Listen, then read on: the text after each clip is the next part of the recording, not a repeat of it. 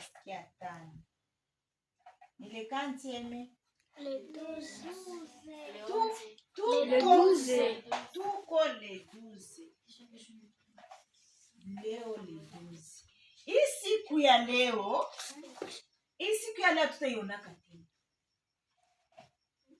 Hii siku ya leo tutaionaka tena, inapita.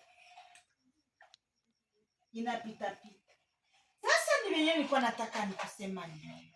Si tuko na karibia ile kwenda kuingia mwingine mwaka. Bazazi na basi. Usione, uone sema masnate, umuone hivi na hivi muzarau hivi. Hapana. Tia watoto yako fasi moi.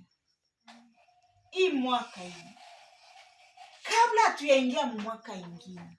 Ombea watoto yako. Batie fasi moja. Ita Roho Mtakatifu. Ita nguvu. Ombea jamaa. Ombea familia. Ombea kila mtu ambao unajua mwenye anatoka mkizazi na mwenye hayatoka mkizazi. Mwenye haiko kizazi yako na mwenye haiko na mwenye haiko. Ombea nchi sasa, wakati ya kuombea nchi. Hii mwaka isipite. Tusimalize hii mwaka na tuyaombea nchi yetu, akiombea watoto wetu. Ikalisha watoto yako wazungurushe. Uwaombee. Mwenye atakaandika yoyote asiwaone. Mwenye atataka tumana, wenye wanatumana kama muhewa basiwaone.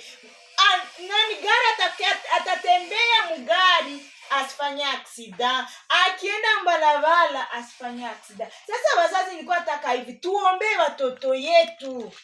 Tuombee watoto yetu, juu watoto yetu njo raha yetu na njo furaha yetu. Mungu alitupatia. Mungu alitupatia raha, akatupatia watoto. Sasa tuwaombee. Pia tuwafundishe neno la Mungu, tuwafundishe kuomba, tuwafundishe kujua Mungu, tuwafundishe kuogopa. Sasa hii video ukiiona, usipite na uangalie. Angalia hata sekunde hii, hata hapa tu. Usikie tu yenye mimi nasema. Ukisikia inakuhusu uifanye. Na kama nasikia haikuruhusu, haina shida. Lakini mwenye naruhusu alifanye. Sasa neno la Mungu libaki kwangu na kwenu. Ile tu ndio nitaka kuwaambia, ni tukumbushane, tukunesa kinaoneka kama nikumbusha, mama Snate fanya hivi. Na njoo na mimi nabakumbusha. Tusiangalie tu kesho, kesho itakuwa hivi, kesho itakuwa